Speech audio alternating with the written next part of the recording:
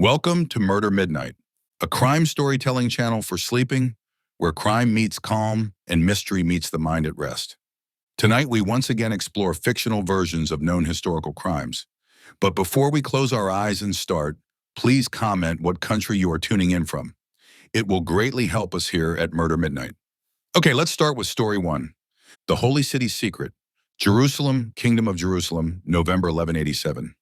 Sir Guillaume de Montfort pulled his mail hauberk tighter against the cool November air as he walked through the narrow stone streets of Jerusalem toward the Palace of the Kings. At 38, he served as one of the Kingdom of Jerusalem's most experienced investigators, responsible for maintaining order in a city where Frankish crusaders, Eastern Christians, Muslims, and Jews lived in an uneasy coexistence that could erupt into violence at any moment. The parchment message that had summoned him from his morning prayers at the Church of the Holy Sepulchre bore the seal of King Guy de Lusignan, an urgent Latin script. Sir Guillaume, a matter of the gravest import has occurred that threatens the very stability of our kingdom. Master Bernard of Clairvaux, the renowned scholar and translator, has been found dead under circumstances that suggest neither accident nor divine judgment. Given the current tensions with Sultan Saladin's forces and the delicate nature of our relations with the native populations, this matter requires immediate investigation. Master Bernard was indeed one of the most valuable figures in the Crusader kingdom, a scholar whose mastery of Arabic, Greek, and Hebrew had made him indispensable for diplomatic negotiations, commercial transactions, and the complex administrative tasks required to govern a multicultural realm. His death could disrupt the fragile balance that allowed the Latin kingdom to survive surrounded by hostile Muslim territories. Jerusalem in November 1187 was a city under siege, not by armies, but by the mounting pressures that would soon lead to its fall to Saladin's forces. The population of nearly 30,000 included Frankish nobles and knights, Italian merchants, Eastern Christian clergy, Muslim craftsmen and traders, and Jewish scholars who had found refuge under Crusader protection. This diversity was both the kingdom's greatest strength and its most dangerous vulnerability. Guillaume had come to the Holy Land 15 years earlier as a young knight seeking glory and salvation through holy war, but had discovered that survival in the Crusader states required more than martial prowess. His investigations had exposed plots against Crusader rule, resolved conflicts between different Christian sects, and maintained the delicate relationships with Muslim and Jewish communities that made the kingdom's diverse economy possible. The case would be particularly sensitive because Master Bernard's scholarly work had involved contacts with Muslim intellectuals in Damascus and Cairo, raising questions about whether his death might be connected to intelligence gathering, religious controversy, or the complex diplomatic maneuvering that characterized relations between Christian and Muslim powers in the Holy Land. The Palace of the Kings, built on the site of Solomon's Temple, embodied both the Crusaders' religious aspirations and their practical needs for fortification against constant military threats. The complex included administrative offices, royal apartments, and the headquarters of the military orders that provided the kingdom's primary defense against Muslim reconquest. Guillaume was met by Brother Jacques of the Knights Templar, whose responsibilities included coordinating intelligence gathering and maintaining security for the royal court. Jacques was a man of 45 with the hard expression and scarred hands of someone who had spent decades fighting for the survival of the Crusader states. Sir Guillaume, Master Bernard's death comes at a most unfortunate time. We are already facing increased pressure from Saladin's forces, and we cannot afford to lose someone whose linguistic skills and cultural knowledge were essential for our diplomatic and commercial operations. Brother Jacques, what evidence suggests that Master Bernard was murdered rather than dying from natural causes? The body shows signs of poisoning, according to Brother Matthias, our physician monk. More concerning, Master Bernard's private papers appear to have been searched, and certain documents related to his scholarly and diplomatic correspondence are missing. What kind of correspondence? Letters exchanged with Muslim scholars in Damascus about philosophical and theological matters, translations of Arabic texts for Crusader administrators, and reports about political developments in Saladin's territories. Such materials could be valuable to various parties seeking intelligence about Muslim military plans, philosophical arguments that could be used in religious controversies, or evidence of unauthorized communication with enemy territories. Who else had access to Master Bernard's quarters? As a court scholar, Master Bernard maintained chambers within the palace complex. Access was limited to royal officials, senior clergy, and certain trusted translators and scribes who assisted with his work. Guillaume examined Master Bernard's study, which reflected both his scholarly pursuits and the multicultural nature of his work. The chamber contained manuscripts in Latin, Greek, Arabic, and Hebrew, along with maps, mathematical instruments, and the various materials needed for translation work in a region where multiple languages and writing systems intersected. Master Bernard's body lay near his writing desk, positioned as if he had collapsed while working on a translation project. The scholar was a man of perhaps 55, with the pale complexion and ink-stained fingers that marked him as someone who spent most of his time with books rather than weapons. The missing documents appeared to include correspondence with specific Muslim scholars, drafts of translations involving religious or philosophical texts, and what might have been intelligence reports about political developments in neighboring Muslim territories. Brother Jacques, what was Master Bernard working on in recent days? Were there any particular projects that might have created controversies or enemies? Master Bernard had been involved in several sensitive matters. He was translating Arabic philosophical texts for theological study, corresponding with Muslim scholars about possible prisoner exchanges, and preparing reports about political factions within Saladin's court. Each of these activities could have created enemies among those who viewed communication with Muslims as treasonous, those who opposed intellectual exchange between Christian and Islamic scholars, or those who wanted to prevent accurate intelligence about Muslim political divisions from reaching Crusader leaders. Had anyone criticized Master Bernard's scholarly correspondence with Muslim intellectuals? Some of the more militant clergy felt that intellectual exchange with infidels was inappropriate for Christians, while certain nobles worried that such contacts could provide opportunities for Muslim espionage. What about his prisoner exchange negotiations? There were disagreements about whether exchanging captured Muslim nobles for Christian prisoners was strategically wise, or whether it simply strengthened Saladin's forces for future battles. Guillaume decided to begin his investigation by interviewing the key figures who had been involved in recent controversies surrounding Master Bernard's activities. His first meeting was with Father Arnulf, a militant Crusader priest who had been vocal in his opposition to intellectual exchange with Muslim scholars. Father Arnulf was a man of 50 with the severe manner and uncompromising rhetoric that characterized the most zealous Crusader clergy. His quarters near the Church of the Holy Sepulchre were spartanly furnished, reflecting his belief that comfort and intellectual luxury were inappropriate for warriors of Christ. Sir Guillaume, while I regret any loss of Christian life, Master Bernard's death may serve as divine judgment upon those who consort with the enemies of Christ. Father Arnulf, what specific aspects of Master Bernard's work did you find objectionable? His correspondence with Muslim philosophers gave legitimacy to infidel intellectual traditions that should be rejected rather than studied. Such contacts undermine the spiritual purity that should characterize our holy mission. Did you consider Master Bernard's scholarly activities harmful to the Crusader cause? I believe that treating Muslim learning as worthy of serious study corrupted the minds of Christian scholars and weakened their commitment to the complete victory that God demands from his warriors. Did you ever confront Master Bernard directly about these concerns? I warned him that intellectual pride was leading him to compromise with God's enemies, and that such compromises could bring divine retribution upon our entire kingdom. Father Arnulf, where were you when Master Bernard was killed? In the Church of the Holy Sepulchre, conducting evening prayers and meditation. Several other clergy can confirm my presence throughout the night. Despite his obvious hostility to Master Bernard's work, Father Arnulf seemed genuinely convinced that his opposition was religiously motivated rather than personally vindictive.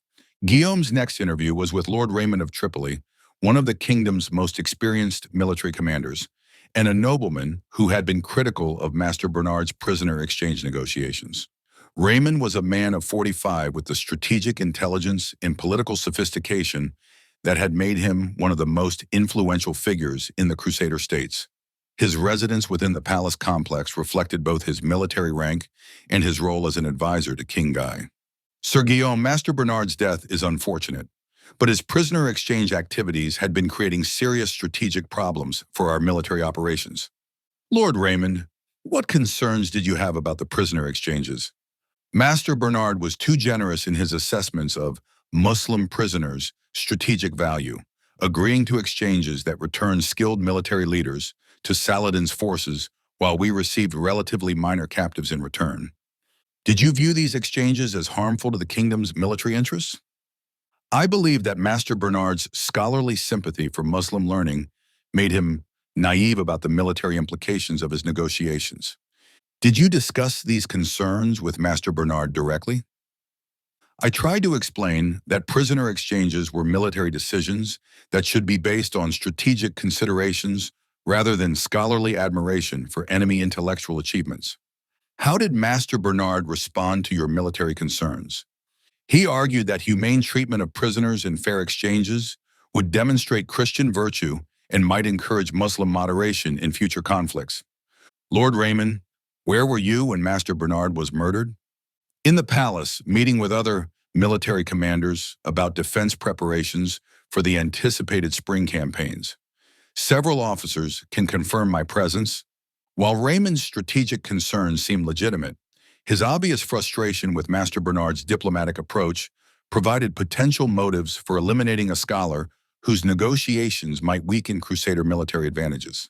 The investigation took a different direction when Guillaume learned that Master Bernard had been involved in secret correspondence with moderate Muslim scholars who were interested in theological dialogue and possible accommodation between Christian and Islamic intellectual traditions. This information came from Brother Elias, a learned monk who had been assisting Master Bernard with translation work and who had knowledge of his most sensitive scholarly projects. Sir Guillaume, Master Bernard believed that intellectual exchange with moderate Muslim scholars could serve both scholarly and diplomatic purposes by identifying potential allies within Saladin's territories. What kind of theological dialogue was Master Bernard conducting? Discussions about philosophical approaches to understanding divine truth, comparisons between Christian and Islamic mystical traditions, and explorations of whether rational inquiry could bridge religious differences. Who knew about these secret theological exchanges? Very few people. Master Bernard was careful to keep such correspondence confidential because of the political and religious controversies it could create. Could someone have killed Master Bernard to prevent these theological dialogues from continuing? It's possible. There are those who would view any intellectual accommodation with Islam as betrayal of the Crusader cause, even if such dialogue serves strategic purposes. Brother Elias, did Master Bernard express concerns about threats to his safety? He mentioned receiving warnings from various quarters about the dangers of his scholarly activities, but he felt that the potential benefits justified the risks. The secret theological correspondence added another dimension to the case, as religious extremists from either Christian or Muslim sides might have viewed such intellectual exchange as threatening to their respective orthodoxies.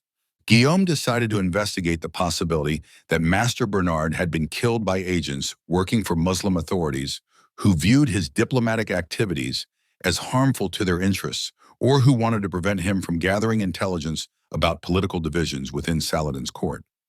This investigation required careful inquiries within Jerusalem's Muslim community, many of whom served as craftsmen, merchants, or translators while maintaining complex loyalties to both their Crusader rulers and their co-religionists in neighboring Muslim territories.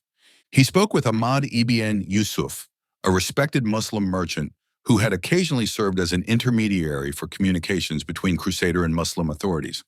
Ahmad, Master Bernard's death affects not only the Crusader court, but all who value learning and peaceful communication between different peoples. Sir Guillaume, Master Bernard, was one of the few Franks who truly understood that Muslims are not simply enemies to be conquered, but people with their own wisdom and legitimate interests. Were there Muslims who opposed Master Bernard's activities? Some felt that his diplomatic efforts were aimed at dividing Muslims against each other, rather than promoting genuine understanding between Christians and Muslims. Could such opposition have led to violence? It's possible, though most Muslims in Jerusalem respected Master Bernard's fairness and his genuine interest in Islamic learning. Ahmad, do you know of any specific threats against Master Bernard?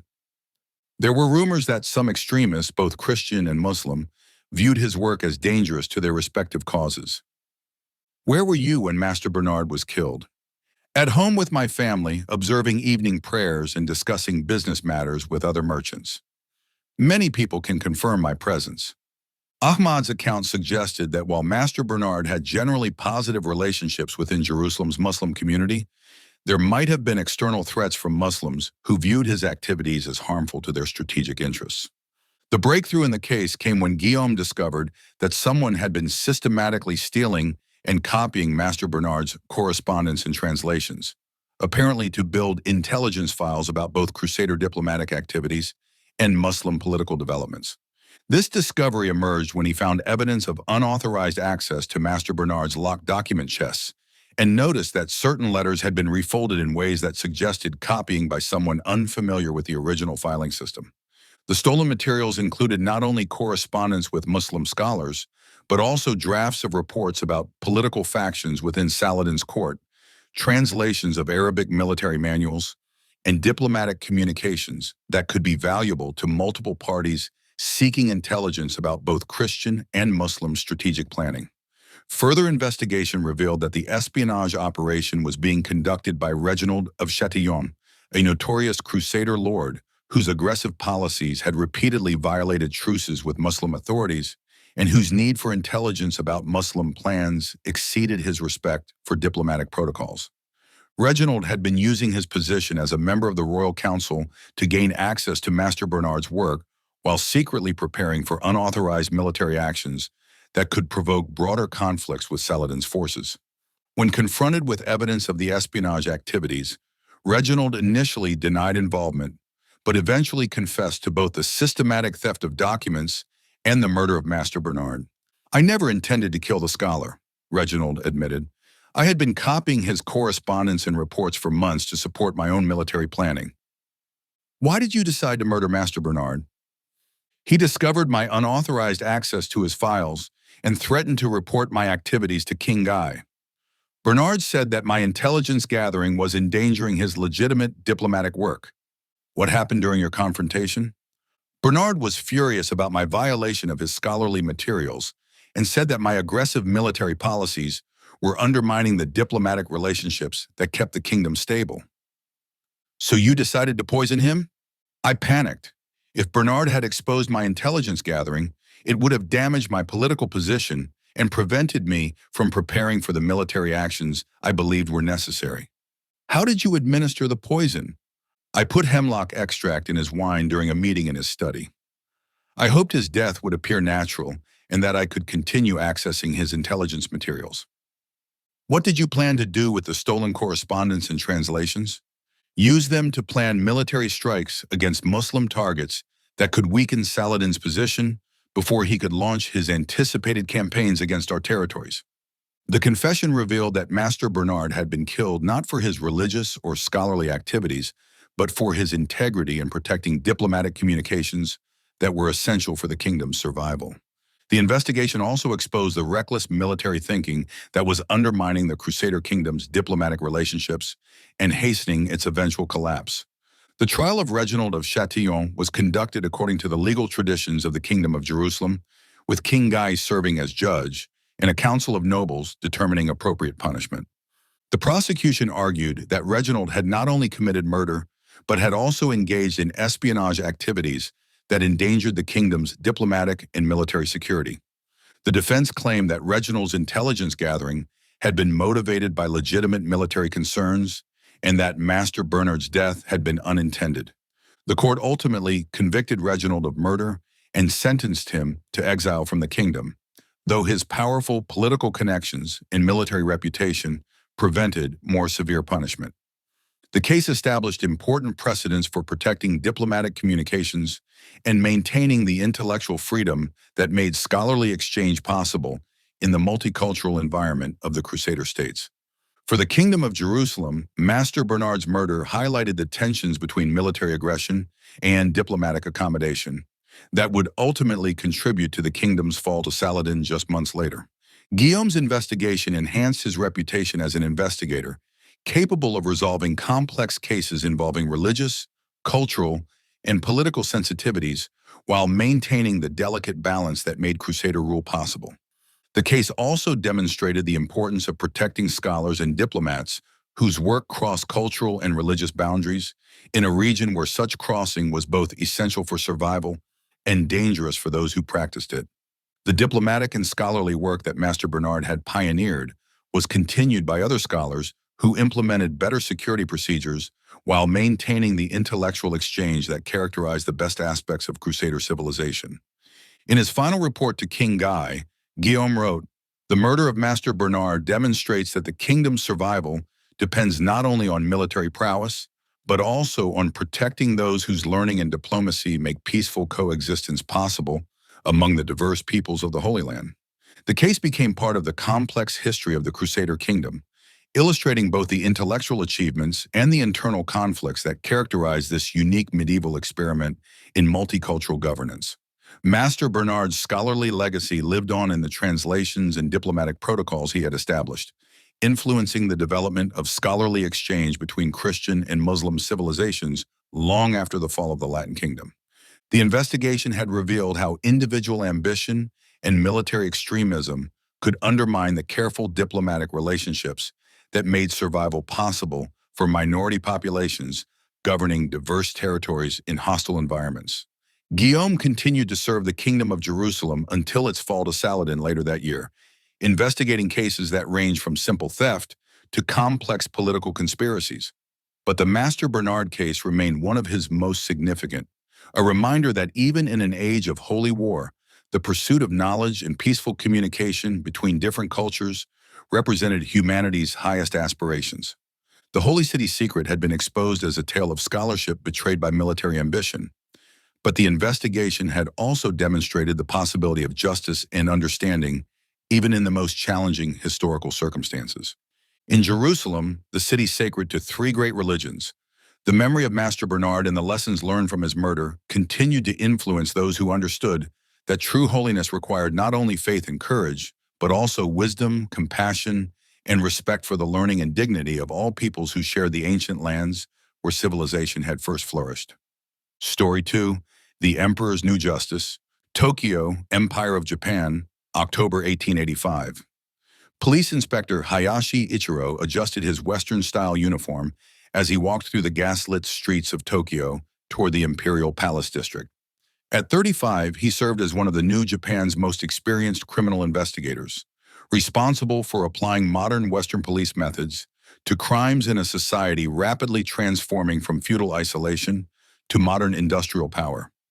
The telegram that had summoned him from his evening study of French detective techniques carried urgent news that threatened to expose the dangerous tensions underlying Japan's dramatic modernization. The message was written in the new mixed script that combined traditional Japanese characters with Western punctuation.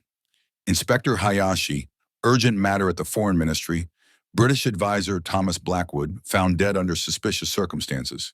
Given current negotiations regarding treaty revision and the delicate nature of our foreign relations, immediate investigation required.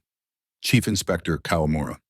Thomas Blackwood was indeed one of the most influential foreign advisors in Japan, a British legal expert whose work on constitutional law and judicial reform had been instrumental in Japan's efforts to modernize its legal system and convince Western powers to revise the unequal treaties that limited Japanese sovereignty.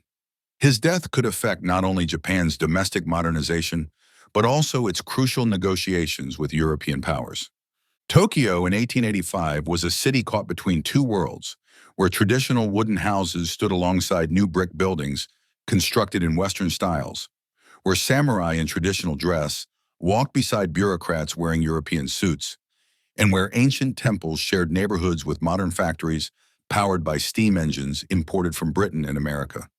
Hayashi represented this cultural synthesis himself, a former samurai who had embraced Western education and police methods while maintaining his respect for traditional Japanese values of honor, duty, and social harmony. His investigations required balancing modern scientific techniques with understanding of the complex social dynamics that characterized Japan's transition from isolation to international engagement. The case would be particularly sensitive because foreign advisors were central to Japan's modernization strategy helping to transform everything from military organization to educational systems, while also serving as symbols of Japan's willingness to learn from Western civilization. Any crime involving such figures could affect both domestic politics and international relations. The Foreign Ministry building epitomized Meiji Japan's architectural aspirations, combining Western neoclassical design with subtle Japanese aesthetic elements to create a structure that proclaimed the nation's membership in the modern world while maintaining its cultural identity. The building housed the complex diplomatic machinery required for a country that had opened to the world after 2 centuries of isolation. Hayashi was met by Chief Inspector Kawamura, a man of 40 who had successfully adapted traditional Japanese administrative skills to modern police work. Kawamura represented the generation of Japanese officials who had mastered both traditional and Western approaches to governance. Inspector Hayashi, this matter requires both discretion and efficiency. Blackwood-san's death comes at a crucial time in our treaty negotiations, and any scandal could provide our critics with ammunition against the modernization program. Chief Inspector, what evidence suggests that Blackwood-san was murdered rather than dying from natural causes? The body shows signs of poisoning. According to Dr. Takagi, who has studied both traditional Japanese and modern Western medicine. More significantly, Blackwood-san's private papers appear to have been searched, and certain documents related to his legal work are missing. What kind of legal work? Blackwood-san had been drafting constitutional provisions and legal codes that would demonstrate Japan's commitment to modern legal principles, essential for convincing Western powers to revise the unequal treaties. Such work was indeed crucial to Japan's national aspirations, as the treaty revision negotiations required demonstrating that Japan had adopted Western legal standards and could provide fair treatment to foreign residents and businesses. Who else knew about the specific content of his constitutional drafts? Senior government officials involved in the modernization program, other foreign advisors working on legal reform, and certain traditional leaders who had been consulted about adapting Western legal concepts to Japanese conditions. Hayashi examined Blackwood's office within the Foreign Ministry, which reflected both his scholarly background and his role in Japan's transformation. The room contained legal texts in English, French, and German alongside Japanese translations, maps showing global constitutional developments, and drafts of legal documents that would shape Japan's future political system. Thomas Blackwood's body lay near his writing desk, positioned as if he had collapsed while working on legal drafts. The British advisor was a man of perhaps 50, with a scholarly appearance and expensive clothing that marked him as a member of the international community of experts, helping to modernize Asian societies. The missing documents appear to include drafts of constitutional provisions, correspondence with other foreign legal experts, and reports about Japanese political factions' attitudes toward various aspects of legal modernization. Chief Inspector Kawamura, what was Blackwood-san working on in recent days? Were there any particular legal issues that might have created controversies? Blackwood-san had been involved in several sensitive matters. He was drafting constitutional provisions regarding individual rights and legal equality, corresponding with European legal experts about judicial independence, and preparing recommendations for legal reforms that would affect traditional social hierarchies. Each of these issues could have created enemies among those who viewed Western legal concepts as threatening to traditional Japanese social order, or among those who opposed specific aspects of the modernization program. Had anyone criticized Blackwood-san's constitutional drafts? Some traditional leaders felt that Western concepts of individual rights and legal equality were incompatible with Japanese social harmony and proper hierarchical relationships. What about his correspondence with foreign legal experts? Certain nationalist groups worried that too much consultation with foreigners would result in legal systems that were inappropriate for Japanese conditions and culture. Hayashi decided to begin his investigation by interviewing the key figures who had been involved in recent controversies surrounding Blackwood's legal work. His first meeting was with Viscount Tanaka, a traditional nobleman who had been vocal in his concerns about Western legal concepts. Viscount Tanaka was a man of 60 with the dignified bearing and formal manner that characterized the traditional aristocracy adapting to Japan's new political system. His residence combined traditional Japanese architecture with modern conveniences, reflecting the compromises that characterized Meiji-era elite culture. Inspector Hayashi, while I regret Blackwood-san's death, I cannot say I am surprised that his efforts to impose foreign legal concepts on Japanese society have led to unfortunate consequences. Viscount Tanaka, what specific aspects of Blackwood-san's legal work did you find problematic? His constitutional drafts emphasized individual rights and legal equality in ways that ignored the traditional social relationships that maintain harmony and stability in Japanese society. Did you consider his approach dangerous to Japanese social order? I believe that adopting Western legal individualism without adequate attention to Japanese values of social obligation and hierarchical responsibility could create chaos and undermine legitimate authority. Did you discuss these concerns with Blackwood-san directly? I attempted to explain that successful legal reform must respect Japanese cultural traditions, but Blackwood-san was convinced that Western legal principles were universally applicable. Viscount, where were you when Blackwood-san was killed? At home with my family, reviewing classical texts and preparing for a poetry gathering. My household can confirm my presence throughout the evening. Despite his obvious disagreements with Blackwood's approach, Viscount Tanaka seemed more interested in intellectual debate than violent confrontation. Hayashi's next interview was with Okamoto Kisuke, a nationalist intellectual who had been organizing opposition to excessive foreign influence in Japanese legal and political development. Okamoto was a man of 40 with the intense manner and scholarly background that characterized the intellectual leaders of Japan's modernization movement. His office was filled with both Japanese classical texts and Western books on political theory, reflecting his complex relationship with foreign ideas. Inspector Hayashi, Blackwood-san's death is regrettable, but his work represented the kind of uncritical adoption of foreign ideas that threatens Japan's cultural independence. Okamoto-san, what were your specific concerns about foreign influence and legal reform? Blackwood-san and other foreign advisors assumed that Western legal systems were superior to Japanese traditions without adequate understanding of our unique social and cultural conditions. Did you view such foreign influence as harmful to Japanese development? I believe that Japan should learn from Western technical achievements while maintaining our own cultural values and social systems rather than simply copying foreign institutions. What did you propose as an alternative to Blackwood-san's approach? Legal reforms that incorporated Western technical methods while preserving Japanese concepts of social harmony, collective responsibility, and proper hierarchical relationships. Okamoto-san, did you ever threaten Blackwood-san about his influence on Japanese legal development? I argued publicly that excessive reliance on foreign advisors was preventing Japan from developing legal systems appropriate to our national character. Where were you when Blackwood-san was murdered? At a meeting with other intellectuals discussing strategies for promoting more balanced approaches to legal modernization. Several colleagues can confirm my presence.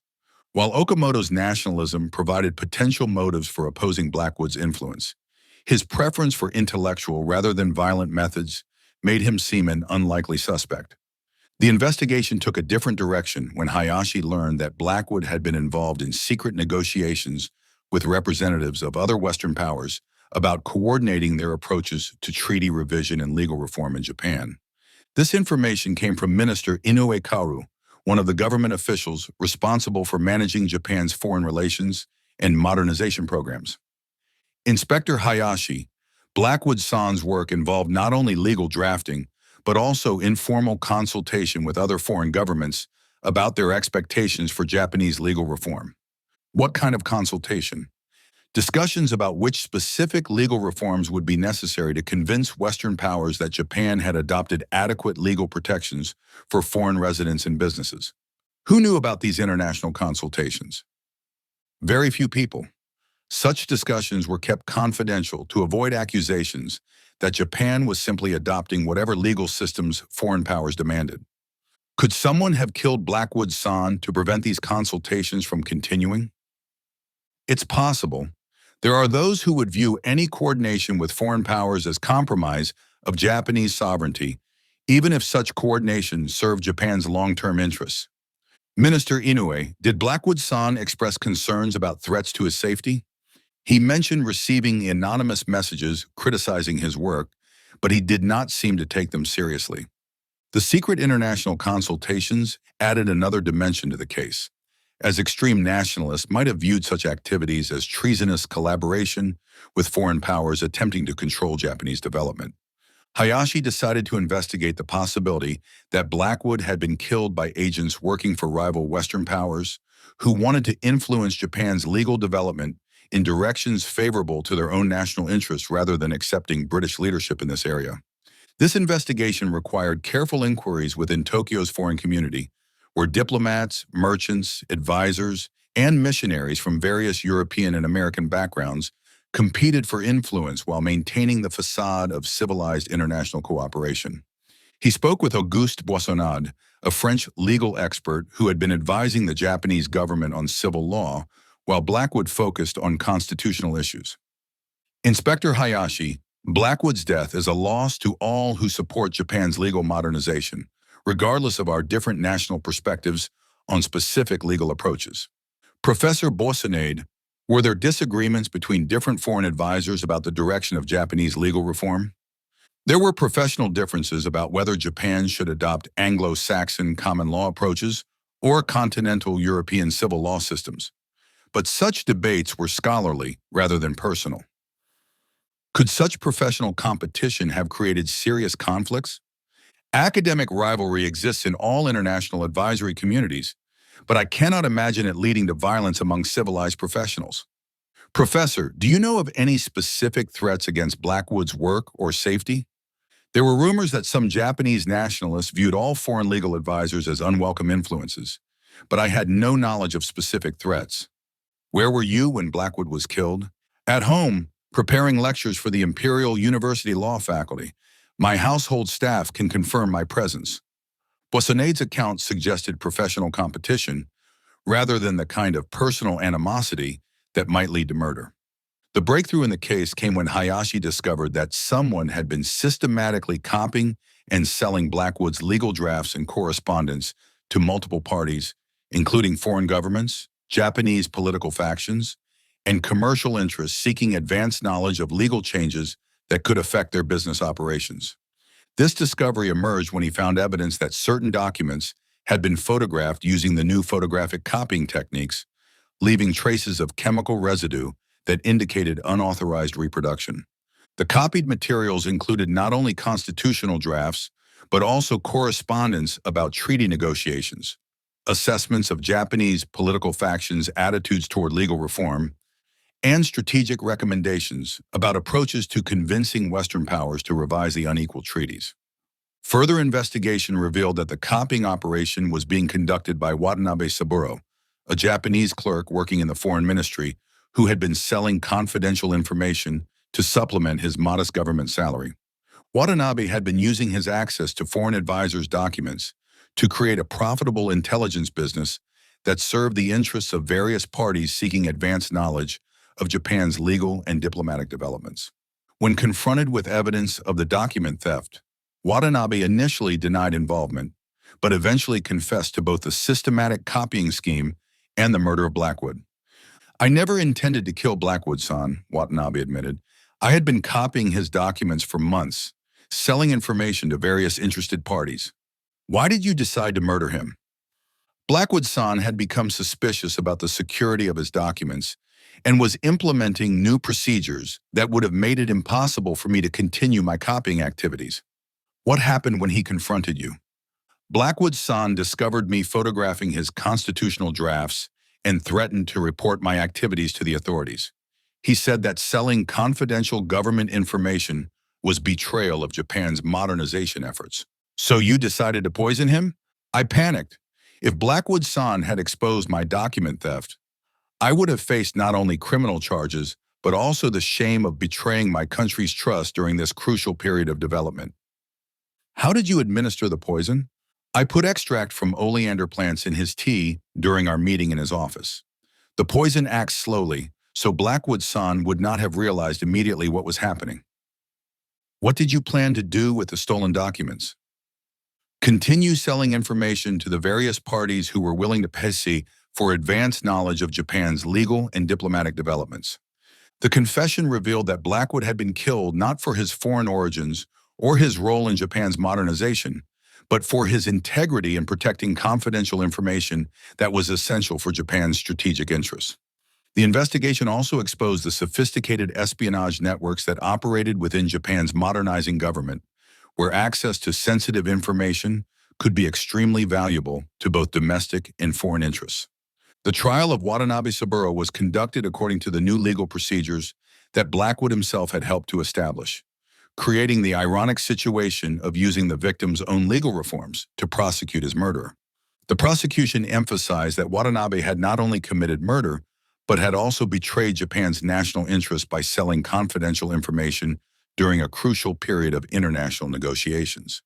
The defense argued that Watanabe's actions had been motivated by economic desperation rather than malicious intent, and that his modest government salary had made the temptation of additional income overwhelming.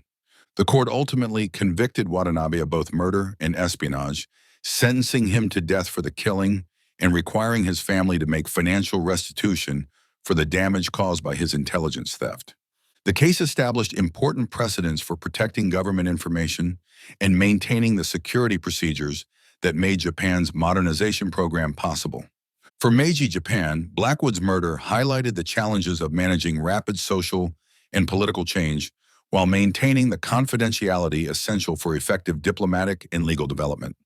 Hayashi's investigation enhanced his reputation as an investigator capable of applying modern detective methods to complex cases involving both traditional and contemporary motives. The case also demonstrated the importance of protecting the foreign advisors, whose expertise was essential for Japan's successful transition to modern international status. The Japanese government used the investigation to implement new security procedures for confidential documents and to establish better oversight of employees at Bose with access to sensitive information. In his final report, Hayashi wrote, "The murder of Blackwood-san demonstrates that Japan's modernization depends not only on learning from foreign expertise, but also on protecting the integrity of the information and relationships that make such learning possible." The case became part of Meiji Japan's legal history, serving as an example of how modern investigative methods could resolve complex crimes while protecting the national interests that made Japan's transformation possible. Blackwood's legal work was continued by other foreign advisors who implemented improved security measures while maintaining the international cooperation that characterized Japan's successful modernization program. The investigation had revealed how individual greed could threaten national development programs, but it had also shown that careful investigation and fair justice could protect the integrity of modernization efforts. Japan's legal reforms continued under other foreign advisors and Japanese legal scholars who had learned from Blackwood's expertise, eventually resulting in the constitutional and legal systems that enabled Japan to achieve treaty revision and full international recognition. Hayashi continued to serve as a police inspector for many more years, investigating cases that range from traditional crimes to new types of offenses that emerged from Japan's rapid modernization. But the Blackwood case remained one of his most significant, a reminder that protecting Japan's transformation required both embracing foreign knowledge and maintaining the security that made such transformation possible.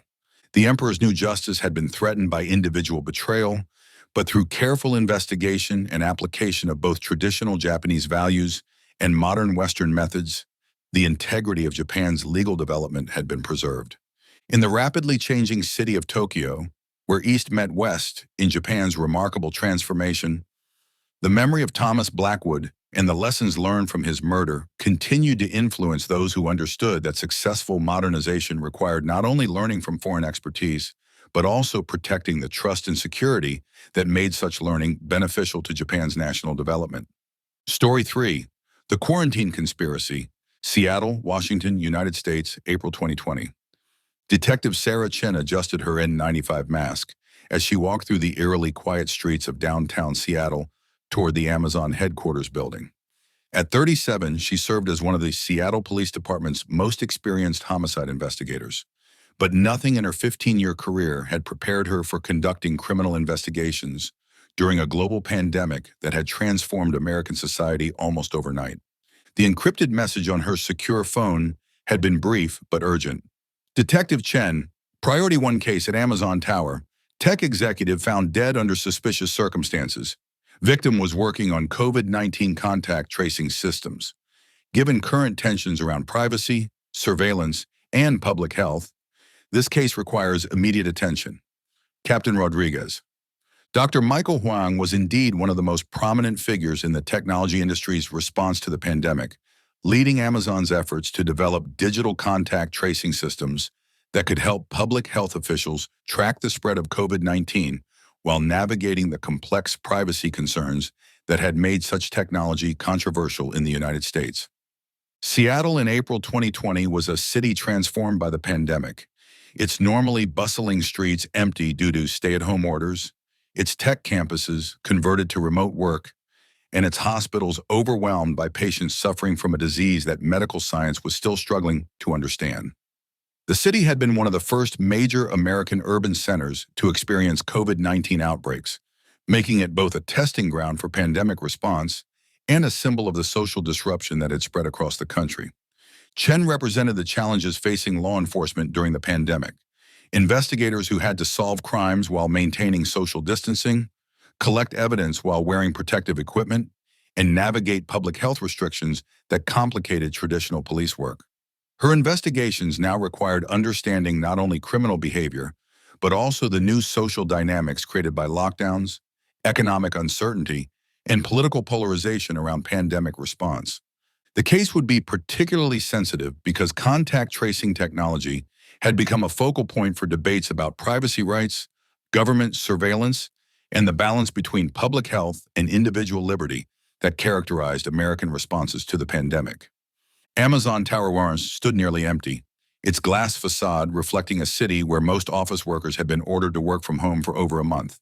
The building's sophisticated security systems had been adapted for pandemic conditions, with thermal scanners, enhanced cleaning protocols, and social distancing requirements that made the normally busy tech campus feel like a scene from a science fiction movie. Chen was met by Dr. Jennifer Walsh, Amazon's chief medical officer, whose responsibilities had expanded dramatically during the pandemic to include coordinating the company's COVID-19 response and ensuring employee safety during one of the most challenging periods in the company's history. Detective Chen, Dr. Huang's death is not only a personal tragedy, but a serious blow to our pandemic response efforts.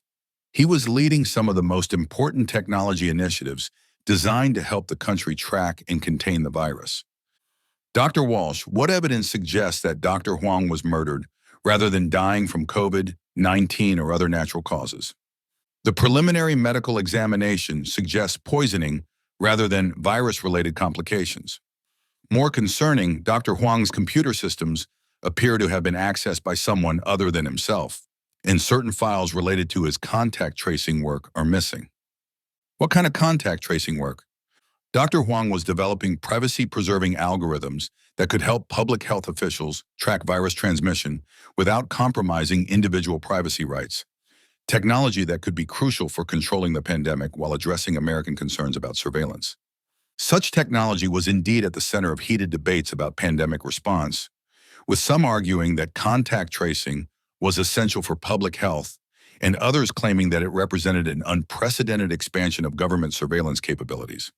Who else had access to Dr. Huang's work on contact tracing systems? Senior technology executives working on pandemic response, public health officials consulting on the project, and certain government representatives who had been briefed on the technology's capabilities. Chen examined Dr. Huang's office, which reflected both his technical expertise and his role in the company's pandemic response efforts. The space contained multiple computer monitors displaying epidemiological data, algorithm designs for privacy-preserving contact tracing, and communication systems adapted for remote collaboration during lockdown conditions. Dr. Huang's body had been found at his desk, positioned as if he had been working late into the night on pandemic response projects. The tech executive was a man of 42, with the intense focus and meticulous habits that characterize successful engineers working on complex technical challenges. The missing files appeared to include algorithm specifications, privacy protection protocols, and correspondence with public health officials about implementing contact tracing systems in various American cities and states. Dr. Walsh, what was Dr. Huang working on in his final days? Were there any particular projects that might have created controversies or enemies? Dr. Huang had been involved in several sensitive matters. He was developing contact tracing algorithms for potential government use, corresponding with privacy advocates about protecting civil liberties, and preparing recommendations for balancing public health needs with privacy rights. Each of these activities could have created enemies among those who opposed contact tracing technology, those who favored less privacy protective approaches, or those who wanted to profit from alternative surveillance technologies. Had anyone criticized Dr. Huang's approach to privacy-preserving contact tracing? Some government officials felt that his privacy protections were too restrictive and would limit the effectiveness of contact tracing efforts. Others argued that any contact tracing technology represented unacceptable surveillance regardless of privacy safeguards. What about his correspondence with privacy advocates?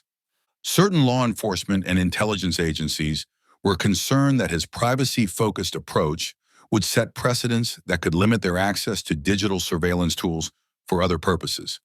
Chen decided to begin her investigation by interviewing the key figures who had been involved in recent controversies surrounding Dr. Huang's contact tracing work. Her first video conference interview was with Rebecca Martinez, a privacy advocate who had been working with Dr. Huang on civil liberties protections. Martinez was a woman of 35 with the intense manner and technical expertise that characterized digital rights activists working on pandemic surveillance issues. Her home office, visible through the video call, was filled with legal documents and technology policy papers reflecting her work on privacy rights. Detective Chen, Dr. Huang's death is a huge loss for everyone who believes that we can fight the pandemic without sacrificing fundamental privacy rights. Ms. Martinez, what was the nature of your collaboration with Dr. Huang? We were developing technical standards that would allow contact tracing to work effectively while ensuring that individual location data and social connections remain private and couldn't be misused by governments or corporations. Were there disagreements about how to balance public health needs with privacy protections? Dr. Huang was committed to finding technical solutions that serve both public health and privacy, but there were pressures from various directions to compromise on privacy safeguards. What kind of pressures? Government agencies wanted broader access to data. Some public health officials preferred simpler systems that would be more invasive, and certain tech companies were promoting contact tracing approaches that would benefit their business models. Ms. Martinez, did Dr. Huang seem concerned about threats to his safety or his work? He mentioned receiving pushback from various quarters, but Dr. Huang was focused on the technical challenges rather than political conflicts. Where were you when Dr. Huang was killed? At home, participating in a virtual conference on pandemic technology policy. The conference was recorded, so my participation can be verified. Despite the apparent alibi, Martinez's detailed knowledge of Dr. Huang's work and her strong opinions about privacy protection made her someone who would need further investigation. Chen's next interview was with Agent David Thompson from the FBI's Cyber Division, who had been involved in discussions about contact tracing technology for law enforcement and national security purposes. Thompson was a man of 45 with the careful manner and security-conscious approach that characterized federal agents working on surveillance and cybersecurity issues.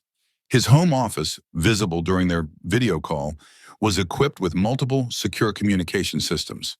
Detective Chen, Dr. Huang's death is concerning not only as a criminal matter, but also because of his role in developing technology that could be important for national security during pandemic conditions. Agent Thompson, what was the FBI's interest in Dr. Huang's contact tracing work? We were consulting on technical approaches that could serve public health needs while also providing appropriate access for law enforcement investigations when necessary. Did Dr. Huang's privacy-focused approach create problems for law enforcement access? His algorithms were designed to protect individual privacy in ways that could limit law enforcement's ability to access contact tracing data for criminal investigations. Was the FBI pressing for modifications to Dr. Huang's privacy protections? We were discussing technical approaches that could balance privacy rights with legitimate law enforcement needs, but Dr. Huang was resistant to changes that he felt could compromise civil liberties. Agent Thompson, where were you when Dr. Huang was murdered? At FBI headquarters in Washington, participating in secure briefings about pandemic-related cybersecurity threats. Multiple colleagues can confirm my presence. While Thompson's alibi seemed credible, his obvious frustration with Dr. Huang's privacy-focused approach provided potential motives for eliminating a technologist whose work could limit government surveillance capabilities. The investigation took a different direction when Chen learned that Dr. Huang had been involved in exposing a black market operation that was selling fake COVID-19 test results, vaccination cards, and health certificates to people seeking to avoid quarantine requirements or travel restrictions. This information came from Dr. Lisa Park, a public health official who had been working with Dr. Huang on contact tracing implementation and who had knowledge of his broader pandemic response activities. Detective Chen, Dr. Huang had discovered that certain individuals were using fake health documents to bypass pandemic restrictions, potentially spreading the virus and undermining public health efforts. What kind of fake documents? Fraudulent COVID-19 test results showing negative results when people hadn't been tested, fake vaccination certificates before vaccines were widely available, and forged health certificates allowing people to travel or work when they should have been quarantining. Who was involved in these document fraud operations? Dr. Huang had identified several networks including corrupt medical staff selling fake test results, document forgers creating false vaccination cards, and businesses helping clients avoid quarantine requirements. Could someone have killed Dr. Huang to prevent exposure of these fraud operations? The financial stakes were substantial, and some of the people involved had significant resources and criminal connections. Dr. Park, did Dr. Huang express concerns about threats related to his fraud investigations? He mentioned receiving warnings from people who wanted him to stop investigating fake health documents. But Dr. Huang felt that protecting public health required exposing such fraud. The document fraud investigation added another dimension to the case, as criminal networks involved in pandemic-related fraud would have strong motives for eliminating someone whose work could expose their operations. Chen decided to investigate the document fraud networks more thoroughly, which required coordinating with other law enforcement agencies that had been tracking pandemic-related criminal activities. She spoke with Detective Maria Santos from the SPD's Financial Crimes Unit, who had been investigating fraud schemes related to pandemic relief programs and health document forgery. Detective Chen, Dr. Huang had been providing us with technical assistance in tracking digital fraud networks that were exploiting pandemic confusion to sell fake health documents. What kind of technical assistance? Algorithm development for detecting forged documents, data analysis for identifying fraud patterns, and consultation on digital forensics for investigating online fraud networks. Who would have been most threatened by Dr. Huang's anti-fraud work? Several organized crime groups that had pivoted to pandemic fraud, corrupt medical professionals selling fake tests, and businesses that were helping clients avoid legitimate health restrictions. Detective Santos, could you provide specific names of individuals or organizations that might have targeted Dr. Huang? We were investigating a network led by Marcus Webb, a former tech executive who had been coordinating multiple pandemic fraud schemes, including fake health documents and fraudulent relief program applications. Webb was indeed a person of interest who would have both the technical sophistication and the criminal motivation necessary to eliminate someone whose work threatened profitable fraud operations. Chen arranged to interview Webb via video conference, as he was supposedly quarantining at home due to COVID-19 exposure. Webb was a man of 50 with a smooth manner and expensive home office that reflected his background in legitimate technology businesses before his turn to criminal activities. Detective Chen, Dr. Huang's death is unfortunate, though I'm not sure why you would want to speak with me about it. Mr. Webb, Dr. Huang had been working on systems that could detect the kind of document fraud that you've been involved in. I'm not sure what you're referring to. I've been working on legitimate pandemic response consulting during this difficult time. What kind of consulting? Helping businesses navigate the complex regulations and documentation requirements that have been created by pandemic restrictions. Mr. Webb, were you aware that Dr. Huang was developing algorithms that could detect forged health documents? I had heard that various tech companies were working on fraud detection, but I wasn't familiar with the specific details of Dr. Huang's work.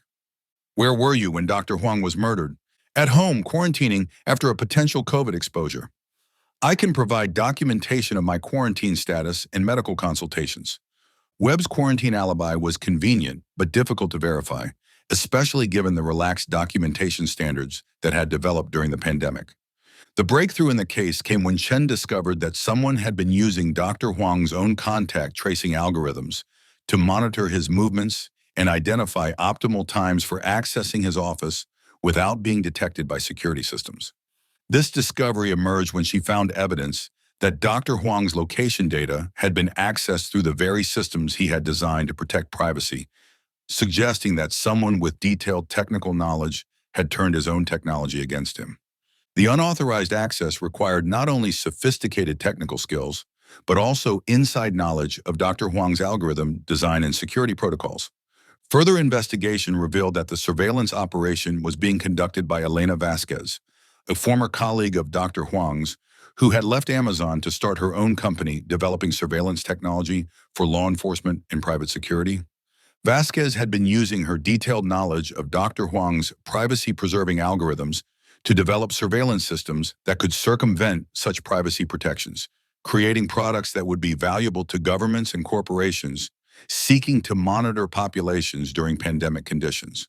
When confronted with evidence of the surveillance activities, Vasquez initially denied involvement, but eventually confessed to both the unauthorized monitoring and the murder of Dr. Huang. "I never intended to kill Michael," Vasquez admitted during a video conference interview from her home office. "I had been monitoring his work to understand how to develop surveillance systems that could overcome his privacy protections." "Why did you decide to murder Dr. Huang?" "Michael discovered that I was using his algorithms for surveillance purposes and threatened to expose my company's activities. He said that weaponizing privacy-protecting technology was a betrayal of everything we had worked for." "What happened during your confrontation?" "Michael was furious about my misuse of his work and said he would report my activities to both Amazon and law enforcement. He threatened to publish details about how privacy-protecting algorithms could be circumvented." "So you decided to poison him?" "I panicked. If Michael had exposed my surveillance technology, it would have destroyed my company and my reputation in the tech industry." "How did you administer the poison?" "I put ricin extract in coffee that I brought to his office during a meeting about potential collaboration. The poison acts slowly, so Michael wouldn't have realized immediately what was happening." "What did you plan to do with the stolen algorithm specifications?" "Use them to develop more sophisticated surveillance products that could be sold to government agencies and private security companies."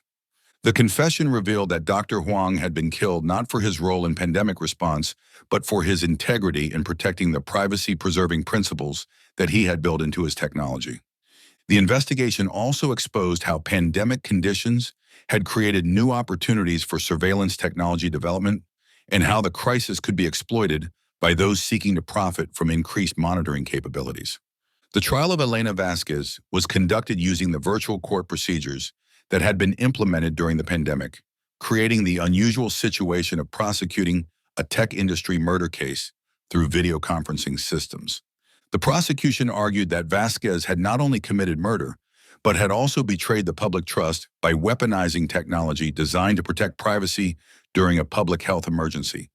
The defense claimed that Vasquez's surveillance technology development had been motivated by legitimate security concerns and that Dr. Huang's death had been unpremeditated. The jury, participating virtually from their homes, ultimately convicted Vasquez of murder and sentenced her to life imprisonment, while also requiring her company to cease development of surveillance technologies based on Dr. Huang's stolen algorithms. The case established important precedents for protecting privacy-preserving technology and maintaining the ethical standards that made public trust in pandemic response systems possible. For the technology industry, Dr. Huang's murder highlighted the challenges of developing beneficial technology while preventing its misuse by those who would exploit public health emergencies for profit or surveillance. Chen's investigation enhanced her reputation as a detective capable of solving complex technology crimes while adapting traditional investigative methods to pandemic conditions. The case also demonstrated the importance of protecting technologists whose work balanced public health needs with privacy rights during emergency conditions. The tech industry used the investigation to implement new security procedures for protecting algorithm specifications and to establish better oversight of former employees who might misuse proprietary technology. In her final report, Chen wrote, "The murder of Dr. Huang demonstrates that even during public health emergencies, we must protect those who work to balance collective needs with individual rights. The pandemic has created new vulnerabilities that require new forms of vigilance." The case became part of the legal history of the COVID-19 pandemic, serving as an example of how criminal investigation could adapt to emergency conditions while protecting the technological innovations that made effective pandemic response possible. Dr. Huang's work on privacy-preserving contact tracing was continued by other technologists who implemented improved security measures while maintaining his commitment to balancing public health and privacy rights. The investigation had revealed how pandemic conditions could create both new opportunities for beneficial technology and new vulnerabilities to those who would exploit crisis conditions for criminal purposes. Amazon and other tech companies used the case to develop better security protocols for protecting employees working on sensitive pandemic response technology, recognizing that such work required enhanced protection during emergency conditions. Chen continued to work as a detective through the remainder of the pandemic, investigating cases that range from traditional crimes to new types of offenses that emerged from lockdown conditions, economic disruption, and social isolation. But the Dr. Huang case remained one of her most challenging, a reminder that even during global emergencies, individual integrity and technological ethics remained essential for protecting both public health and individual rights. The quarantine conspiracy had been exposed as a tale of technology betrayed by personal greed, but the investigation had also demonstrated that careful detective work could protect the innovations and trust that made effective pandemic response possible. In Seattle, the city that had experienced some of America's first COVID-19 cases, the memory of Dr. Huang and the lessons learned from his murder continued to influence those who understood that responding to global challenges required not only technological innovation, but also the ethical integrity that made such innovation beneficial to society rather than harmful to individual rights. Story 4. The Merchant's Canvas, Amsterdam, Dutch Republic, September 1665. Magistrate Peter Vandermeer adjusted his black wool cloak against the crisp autumn air as he walked along the Herengracht toward the mansion of Willem van Houten, one of Amsterdam's wealthiest merchants. At 43, he served as one of the city's most respected judicial officials, responsible for investigating crimes in a city that had become the commercial and financial center of Europe through its remarkable combination of religious tolerance, international trade, and cultural innovation. The message that had summoned him from his morning review of Admiralty Court records was written on fine paper bearing the seal of the Amsterdam burgomasters. Magistrate Vandermeer, we request your immediate attention to a matter of grave concern. Master Johannes Vermeer, the renowned painter from Delft, has been found dead in the home of merchant Willem van Houten under circumstances that suggest neither accident nor natural death. Given the international implications and the delicate nature of our relationships with various trading partners, this matter requires the utmost discretion. Johannes Vermeer was indeed one of the most celebrated artists of the Dutch Golden Age, whose masterful paintings of domestic life and his innovative use of light and color had earned him patrons throughout the wealthy merchant class of the Dutch Republic. His death under suspicious circumstances could affect not only the art world, but also the complex web of commercial and cultural relationships that made Amsterdam the most cosmopolitan city in Europe. Amsterdam in 1665 was at the zenith of its golden age, a city of 200,000 inhabitants that served as the hub of a global trading empire extending from the Americas to Asia. The Dutch East and West India companies had made the Netherlands the world's dominant maritime power, while the city's policy of religious tolerance had attracted merchants, artists, scholars, and refugees from across Europe, creating a unique atmosphere of cultural and intellectual freedom. Vandermeer had risen from a middle-class merchant family to become one of Amsterdam's most effective magistrates through his mastery of Dutch commercial law, his understanding of the complex international relationships that sustained the city's prosperity, and his reputation for fairness in dealing with the diverse religious and ethnic communities that called Amsterdam home. The investigation would be particularly sensitive because Vermeer's artistic work had involved not only wealthy Dutch patrons, but also foreign collectors, international art dealers, and the complex networks of cultural exchange that characterize the Dutch Republic's position as Europe's most tolerant and commercially sophisticated society. The Van Houten Mansion was a magnificent example of Dutch Golden Age architecture, its elegant brick facade and large windows reflecting the wealth that successful merchants could accumulate through participation in global trade networks. The building housed not only the family's living quarters, but also galleries displaying one of Amsterdam's finest private art collections. Vandermeer was met by Willem van Houten himself, a man of 55 whose expensive clothing and cultured manner marked him as a member of Amsterdam's merchant elite. Van Houten's wealth derived from his investments in East India Company voyages and his extensive trading relationships with merchants from London to Constantinople. Magistrate Vandermeer. Master Vermeer's death is a tragedy not only for his family, but for all who appreciate the finest achievements of Dutch art. He was completing a commission for my collection when this terrible event occurred. Mynheer van Houten, what evidence suggests that Master Vermeer was murdered rather than dying from natural causes? The body shows signs of poisoning. According to Dr. Franciscus Silvius, the physician who examined him, more troubling, Master Vermeer's painting materials and certain sketches appear to have been disturbed and some of his preliminary work seems to be missing. What kind of commission was Master Vermeer completing for you? A portrait of my family that was to include symbolic elements reflecting our trading relationships and cultural connections throughout Europe and Asia. The painting was intended to demonstrate both our prosperity and our cosmopolitan sophistication.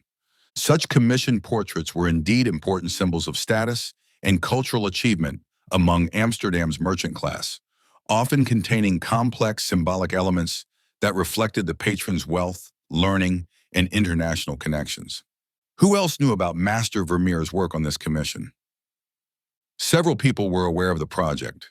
Other art collectors who were interested in Master Vermeer's techniques, international dealers who facilitated art sales across Europe, and certain cultural intermediaries who connected Dutch artists with foreign patrons.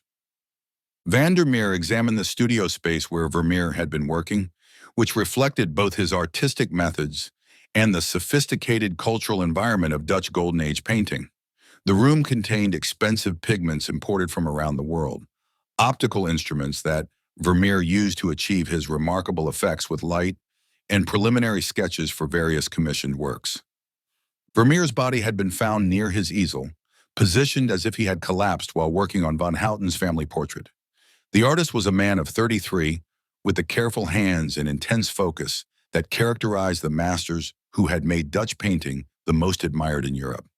The missing materials included certain rare pigments, optical instruments, and what appeared to be preliminary sketches that contained detailed studies of exotic objects and fabrics that reflected Amsterdam's global trading connections.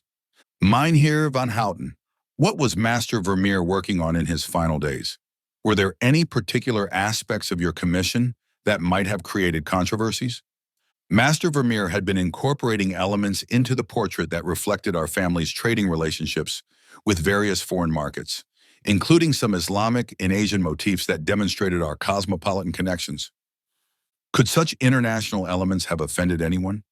There are some in our society who feel that too much accommodation to foreign cultures undermines proper Dutch reform values, though Amsterdam has generally been tolerant of such cultural exchange. What about his artistic techniques? Had anyone expressed concerns about his methods? Master Vermeer's use of expensive imported pigments and optical instruments had created some resentment among other artists who felt that such techniques gave him unfair advantages in competing for commissions. Vandermeer decided to begin his investigation by interviewing the key figures who had been involved in recent discussions about Vermeer's work and artistic methods.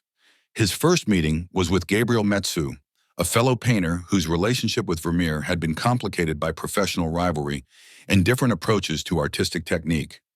Metsu was a man of 37 with the practical manner and modest dress that characterized successful but not wealthy artists in the Dutch Golden Age. His studio near the Nieuwmarkt reflected his status as a respected painter who served middle class rather than aristocratic patrons. Magistrate Vandermeer. Johannes's death is a great loss to all who value the finest achievements of Dutch painting, despite any professional differences we may have had. Master Metsu, what was the nature of your professional relationship with Master Vermeer?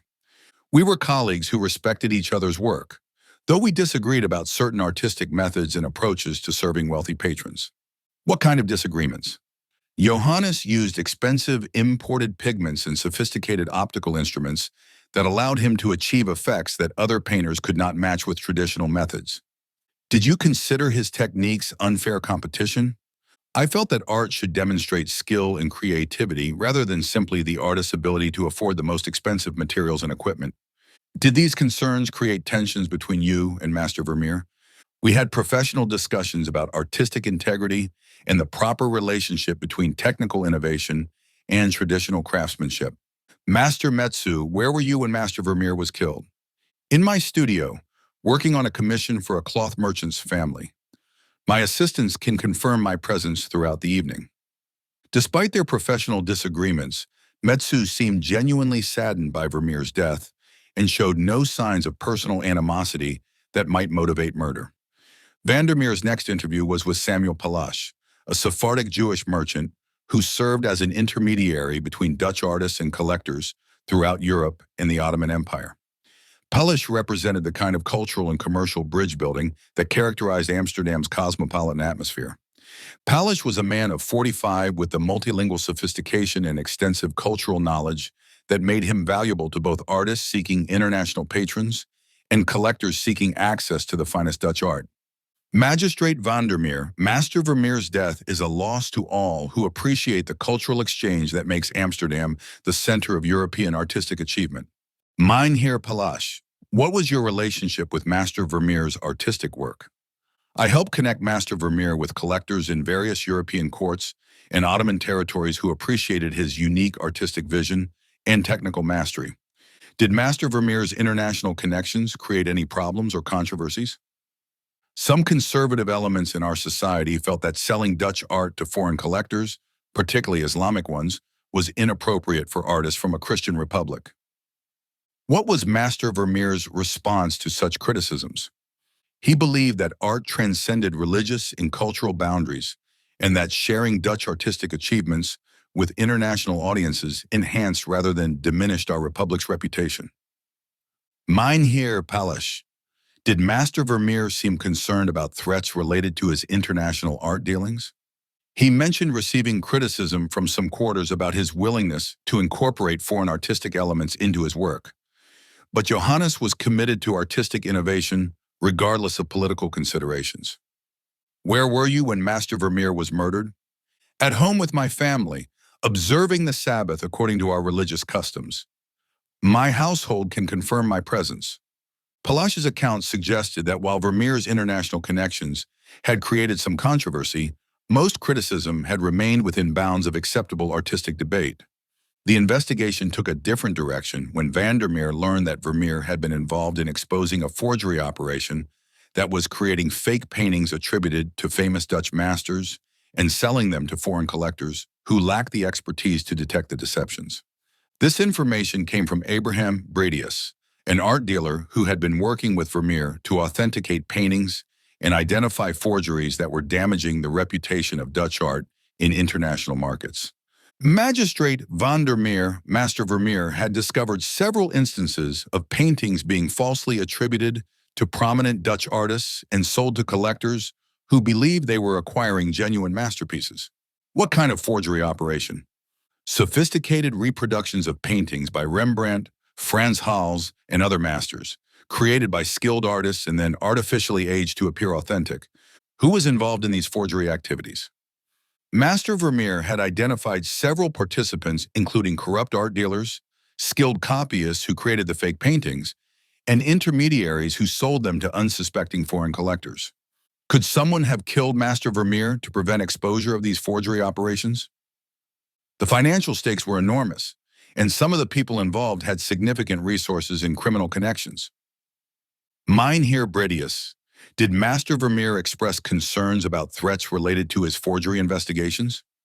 He mentioned receiving warnings from people who wanted him to stop investigating fake paintings, but Johannes felt that protecting the integrity of Dutch art required exposing such fraud. The forgery investigation added a clear criminal motive to the case, as networks involved in art fraud would have strong incentives for eliminating someone whose expertise could expose their operations.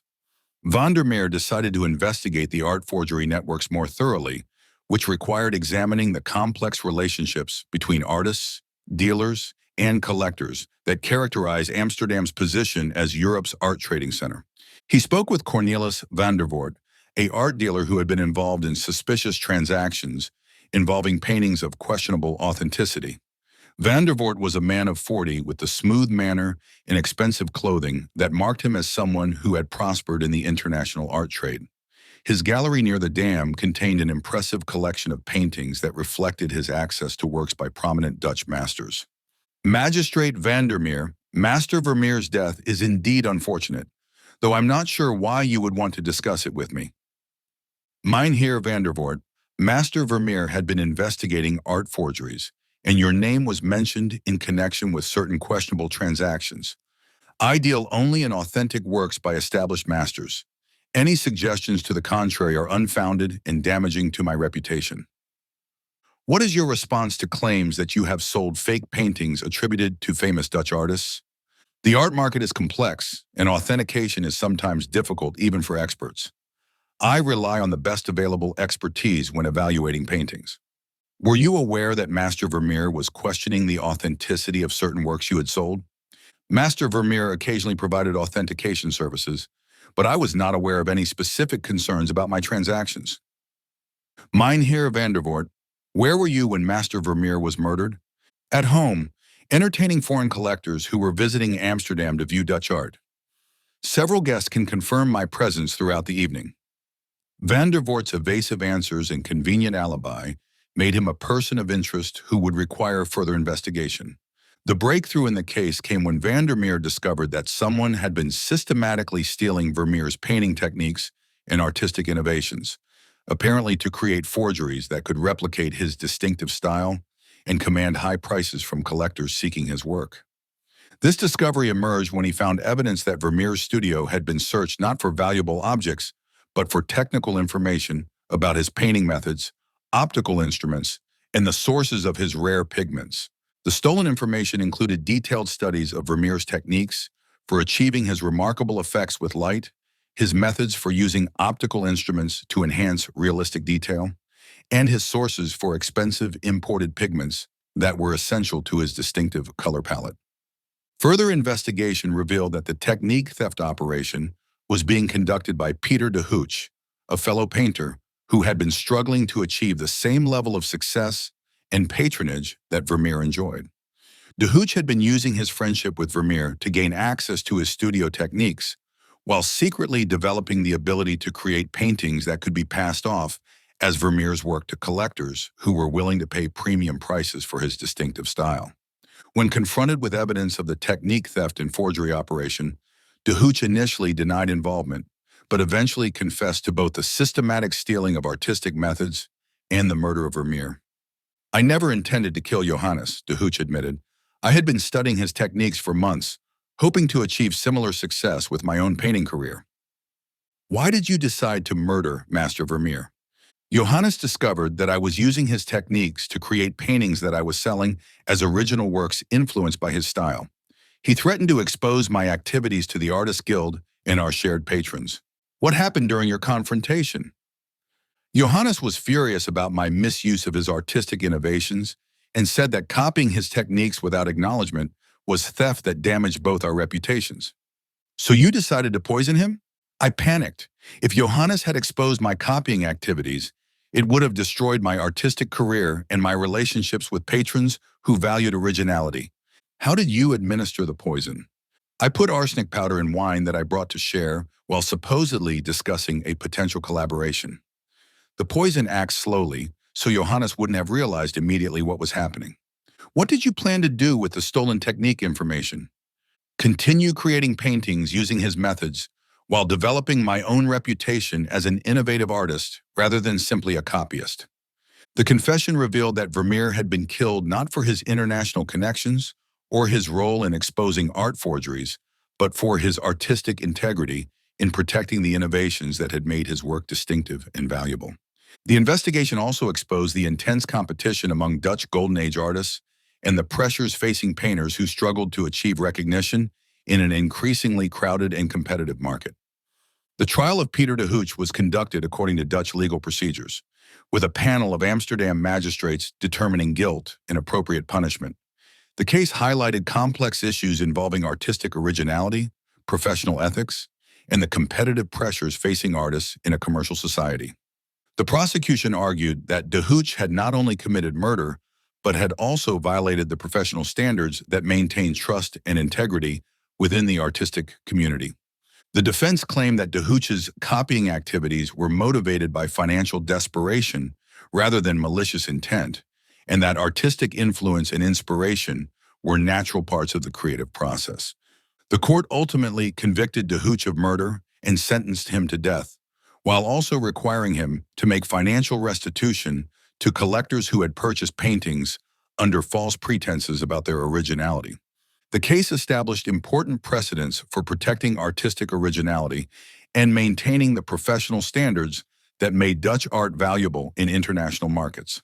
For the Dutch art world, Vermeer's murder highlighted the importance of maintaining ethical standards while fostering the innovation and competition that had made Dutch Golden Age painting the most admired in Europe. Van der Meer's investigation enhanced his reputation as a magistrate capable of understanding the complex cultural and commercial relationships that characterized Amsterdam's position as Europe's artistic and commercial center. The case also demonstrated the challenges facing artists who sought to balance creative inspiration with professional integrity in a society where artistic reputation directly affected economic success. The Amsterdam art community used the investigation to implement new standards for attribution and authentication, while maintaining the creative freedom that had made Dutch painting innovative and internationally respected. In his final report, Van der Meer wrote, "The murder of Master Vermeer demonstrates that artistic achievement requires not only talent and innovation, but also the integrity that makes creative communities trustworthy and sustainable." The case became part of Dutch Golden Age cultural history, serving as an example of how legal institutions could protect artistic integrity while preserving the commercial and cultural relationships that made Amsterdam Europe's most cosmopolitan city. Vermeer's artistic legacy was preserved through his completed paintings and the techniques that he had developed, while his tragic death served as a reminder that even in the most tolerant and prosperous societies, individual ambition could threaten the values that made such prosperity possible. The investigation had revealed how commercial success could create pressures that corrupted professional relationships, but it had also shown that careful legal investigation could protect the integrity of cultural institutions. Willem van Houten's family portrait was never completed, but he commissioned another artist to create a memorial painting that honored Vermeer's contributions to Dutch art while serving as a reminder of the importance of maintaining ethical standards in all professional relationships. Van der Meer continued to serve as a magistrate for many more years, investigating cases that ranged from commercial fraud to complex international disputes. But the Vermeer case remained one of his most culturally significant, a reminder that protecting artistic achievement required understanding not only creative talent, but also the professional and commercial relationships that made such talent economically sustainable. The merchant's canvas had been stained with blood spilled through artistic rivalry, but the investigation had helped preserve the integrity of the cultural institutions that made the Dutch Golden Age one of history's greatest periods of artistic achievement. In Amsterdam, the city where East met West in Europe's most successful commercial empire, the memory of Johannes Vermeer and the lessons learned from his murder continued to influence those who understood that cultural greatness required not only individual talent, but also the collective integrity that made creative communities flourish across generations. Story 5, The Justice Divide. Minneapolis, Minnesota, United States, June 2020. Detective Marcus Johnson pulled on his body armor as he prepared to leave the Minneapolis Police Department's 3rd Precinct for another day of investigating crimes amid the ongoing civil unrest that had transformed the city into a focal point of national debate about police reform and racial justice. At 41, he was one of the few African-American detectives in a department under intense scrutiny following the death of George Floyd and the subsequent protests that had spread across the country. The encrypted message on his phone was marked urgent, Detective Johnson, priority case involving potential hate crime. Civil rights attorney Michelle Davis found dead in her office under suspicious circumstances. Given current tensions and her high-profile work on police accountability cases, this requires immediate and discreet investigation, wrote as Captain Williams. Michelle Davis was indeed one of the most prominent civil rights attorneys in the Twin Cities, known for her work representing families of victims in police brutality cases and her advocacy for criminal justice reform. Her death during the most volatile period in Minneapolis's recent history could inflame tensions that were already threatening to tear the community apart. Minneapolis in June 2020 was a city in crisis, still reeling from George Floyd's death and the destruction that had followed, while also grappling with the COVID-19 pandemic that had added another layer of complexity to social unrest. Protests, sometimes peaceful and sometimes violent, had continued for weeks, while the city struggled to balance public safety with community demands for fundamental changes to policing. Johnson represented the complex position of Black law enforcement officers during this period, sworn to uphold the law while understanding from personal experience the systemic inequalities that protesters were demanding be addressed. His investigations now required navigating not only criminal evidence, but also the charged political atmosphere that could turn any case into a symbol of broader social conflicts. The case would be particularly sensitive because civil rights attorneys had become targets for both extremist groups opposed to police reform and radical elements who viewed legal advocacy as insufficient to address systemic racism. Any investigation would need to consider threats from multiple directions while maintaining the integrity necessary for justice. Michelle Davis's law office was located in a downtown Minneapolis building that had escaped the destruction that had affected other parts of the city during the protests. The office reflected both her professional success and her commitment to civil rights work, with awards from advocacy organizations displayed alongside legal texts and case files documenting years of fighting for justice. Johnson was met by Dr. Sarah Kim, the medical examiner, whose work had been complicated by the pandemic and the increased violence that had accompanied recent social unrest. Dr. Kim was one of the most experienced medical examiners in the state, with expertise in both traditional forensics and the new challenges posed by politically motivated violence.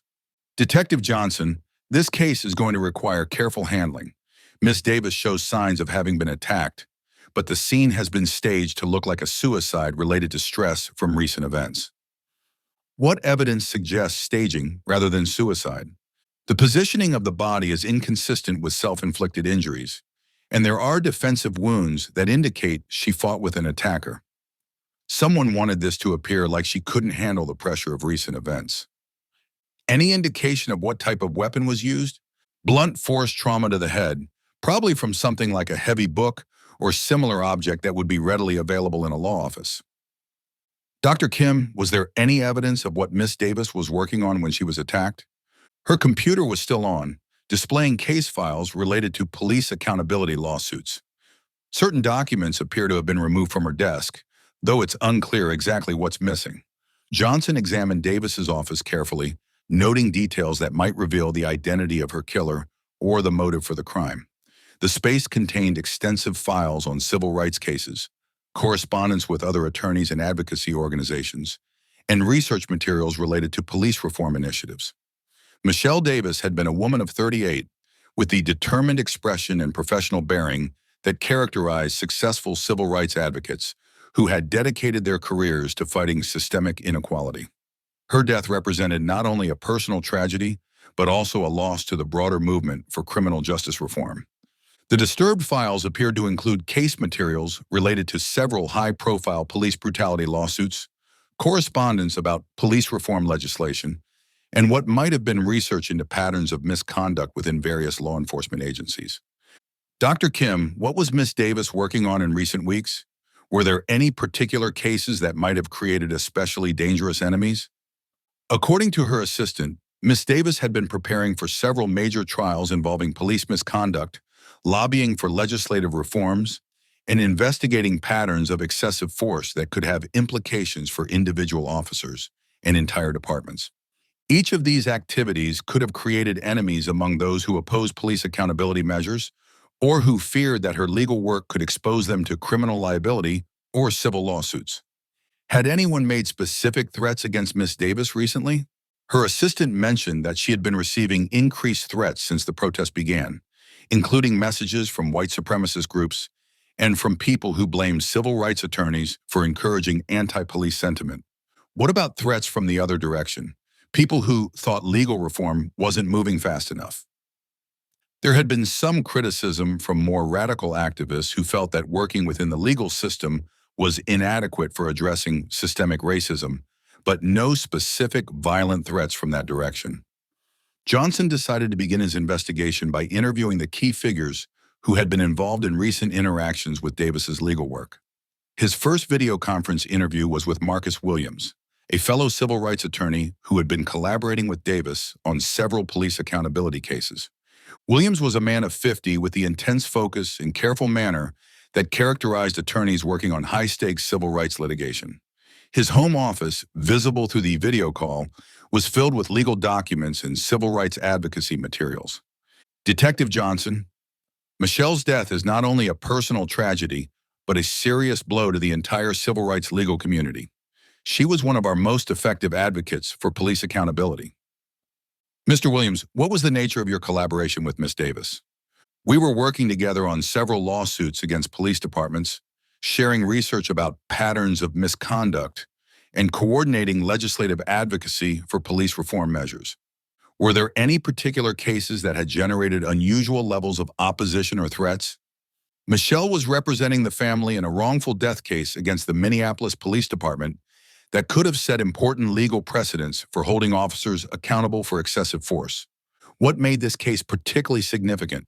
The circumstances were egregious and well documented, making it likely that the family would win a substantial settlement and that officers involved could face criminal charges. Mr. Williams, did Miss Davis seem concerned about specific threats to her safety? She mentioned receiving increasingly hostile messages, but Michelle was committed to continuing her work regardless of personal risks. Where were you when Miss Davis was killed? At home with my family, participating in a virtual conference on police reform with attorneys from across the country. The conference was recorded, so my participation can be verified. Williams's account confirmed that Davis had been working on cases that could have significant financial and legal implications for law enforcement officers and their departments. Johnson's next interview was with Officer Tom Bradley, a Minneapolis police officer who had been named as a defendant in one of Davis's lawsuits and who had been vocal in his opposition to police reform measures. Bradley was a man of 45 with a defensive manner and angry rhetoric that characterized some law enforcement officers who felt under attack during the current period of scrutiny. His home, visible during their video call, displayed law enforcement memorabilia and materials supporting police organizations. Detective Johnson, I'll cooperate with your investigation, but I want it on record that attorneys like Michelle Davis have been destroying police morale and making our jobs impossible. Officer Bradley, what was your relationship with Miss Davis's legal work? She was suing me and my department based on allegations that were taken out of context and blown out of proportion by anti-police activists. What were the specific allegations in her lawsuit?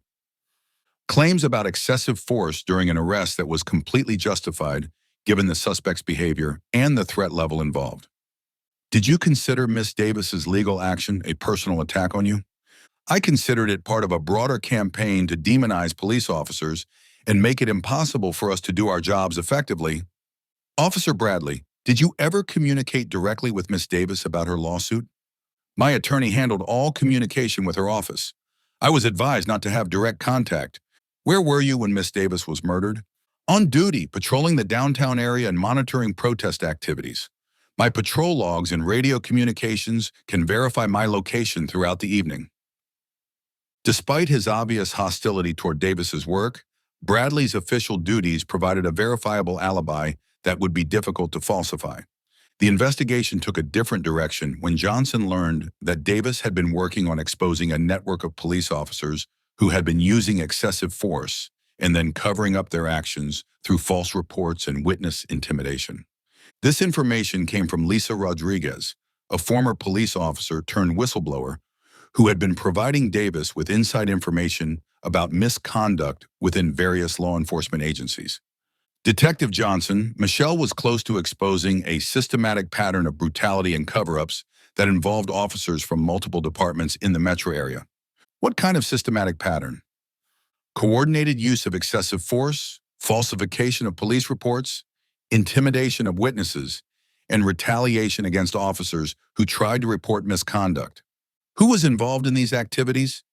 Michelle had identified several officers and supervisors who were part of a network that protected each other from accountability while targeting community members they viewed as threats. Could someone involved in this network have killed Miss Davis to prevent exposure? The stakes were enormous: criminal charges, civil liability, and the destruction of careers for everyone involved. Miss Rodriguez, did Miss Davis express concerns about threats related to her police misconduct investigations? She was worried about retaliation, but Michelle felt that exposing systematic corruption was worth the personal risks. The police corruption investigation added a clear criminal motive involving law enforcement officers who could face serious consequences if Davis's research became public. Johnson decided to investigate the police corruption network more thoroughly, which required carefully examining evidence that could implicate his fellow law enforcement officers while maintaining the integrity necessary for a fair investigation. He spoke with Captain Janet Thompson, an internal affairs supervisor who had been working with Davis on investigating misconduct complaints. Thompson was a woman of 50 with a careful manner and professional integrity that had allowed her to survive in the challenging environment of police internal investigations. Her office was equipped with secure communication systems necessary for sensitive investigations. Detective Johnson, Michelle Davis was one of the few attorneys who understood that most police officers are honest professionals who want to eliminate the misconduct that damages our reputation. Captain Thompson, what was Miss Davis working on with internal affairs? She was providing us with information about patterns of misconduct that could help us identify officers who were violating department policies and criminal laws. What kind of patterns had she identified? Evidence suggesting that certain officers were using excessive force and then coordinating to falsify reports and intimidate witnesses to avoid accountability. Who else knew about Miss Davis's cooperation with internal affairs? Very few people. Such cooperation had to be kept confidential to protect both her safety and the integrity of our investigations. Captain, could someone involved in misconduct have learned about Miss Davis's cooperation and decided to eliminate her? It's possible, though accessing that information would have required someone with high-level access to internal affairs files. Where were you when Miss Davis was murdered? At home, working on confidential internal affairs cases using secure department systems. My computer access logs can verify my activities. Thompson's account suggested that Davis's cooperation with police internal investigations could have made her a target for officers involved in systematic misconduct. The breakthrough in the case came when Johnson discovered that someone had been monitoring Davis's communications and tracking her movements, apparently using law enforcement surveillance techniques and equipment. This discovery emerged when he found evidence that Davis's phone had been cloned and her office communications intercepted using sophisticated surveillance technology that would typically be available only to law enforcement agencies. The surveillance operation required not only advanced technical skills, but also access to police surveillance equipment and the authority to conduct such monitoring without arousing suspicion from other law enforcement personnel. Further investigation revealed that the surveillance was being conducted by Detective Rick Morrison, a 20-year veteran of the Minneapolis Police Department who had been involved in several incidents that Davis was investigating. Morrison had been using his access to police surveillance resources to monitor Davis's activities while coordinating with other officers who were implicated in her misconduct investigations. When confronted with evidence of the surveillance activities, Morrison initially denied involvement, but eventually confessed to both the systematic monitoring and the murder of Davis. I never intended for things to go this far, Morrison admitted during a recorded interview, but Michelle Davis was going to destroy the careers of good officers based on isolated incidents taken out of context. Why did you decide to murder Miss Davis? She had evidence that could have resulted in criminal charges against me and several other officers who were just doing our jobs in difficult circumstances. What happened during your confrontation with her? I went to her office to try to convince her that pursuing these cases would damage community police relations without making anyone safer. But she refused to back down. "So you decided to kill her?" I lost my temper when she said that officers like me were the reason communities didn't trust police. We fought, and I hit her with a law book. Then I tried to make it look like suicide from stress. "What did you plan to do with the evidence she had gathered?" "Destroy it and convince other officers to close ranks against outside investigations that don't understand the realities of police work." The confession revealed that Davis had been killed not by extremist groups or radical activists, but by a police officer who was willing to commit murder to avoid accountability for his own misconduct. The investigation also exposed the sophisticated surveillance capabilities that could be misused by law enforcement personnel seeking to intimidate or eliminate critics of police practices. The trial of Detective Rick Morrison was conducted amid intense media scrutiny and community tensions about police accountability and the justice system's ability to hold law enforcement officers responsible for criminal behavior. The prosecution argued that Morrison had not only committed murder, but had also violated his oath as a police officer by using his position and resources to eliminate someone seeking justice for police misconduct victims. The defense claimed that Morrison's actions had been motivated by genuine concern about attacks on law enforcement rather than personal self-interest. The jury, composed of community members who had been directly affected by recent protests and police reform debates, ultimately convicted Morrison of first-degree murder and sentenced him to life imprisonment. The case established important precedents for investigating crimes committed by law enforcement officers and demonstrated that police surveillance resources could not be used to intimidate or harm critics of police practices. For the Minneapolis Police Department, Morrison's conviction highlighted the need for better oversight of surveillance capabilities and stronger accountability measures for officers who abuse their authority. Johnson's investigation enhanced his reputation as a detective capable of maintaining professional integrity while investigating fellow law enforcement officers, though it also made his position within the department more challenging. The case also demonstrated the importance of protecting civil rights attorneys and other advocates whose work was essential for maintaining accountability in democratic institutions. The Minneapolis city government used the investigation to implement new oversight procedures for police surveillance activities and to establish better protection for citizens engaged in police accountability advocacy. In his final report, Johnson wrote, "The murder of Michelle Davis demonstrates that accountability must apply to all members of law enforcement and that protecting critics of police practices is essential for maintaining community trust and democratic governance." The case became part of the historical record of the 2020 protests and civil rights movement, serving as an example of how individual crimes could reflect broader institutional problems, while also showing that justice could be achieved even in the most challenging circumstances. Davis's legal work was continued by other attorneys who implemented better security measures while maintaining her commitment to police accountability and civil rights advocacy. The investigation had revealed how institutional power could be corrupted by individuals seeking to avoid accountability, but it had also shown that careful investigation and fair justice could protect the democratic values that make police reform possible. The Minneapolis community used the case to strengthen its commitment to both public safety and police accountability, recognizing that effective law enforcement required maintaining the trust of all community members. Johnson continued to work as a detective through the remainder of 2020 and beyond, investigating cases that range from traditional crimes to new types of offenses that emerge from social unrest and institutional conflicts. But the Davis case remained one of his most significant, a reminder that protecting democracy and civil rights required courage from law enforcement officers willing to hold their colleagues accountable for criminal behavior.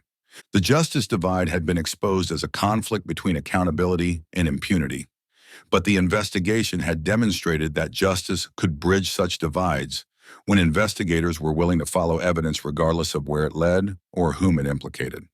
In Minneapolis, the city where George Floyd's death had sparked a national reckoning with police violence, the memory of Michelle Davis and the lessons learned from her murder continued to influence those who understood that true public safety required justice, accountability, and respect for the civil rights that make democratic society possible.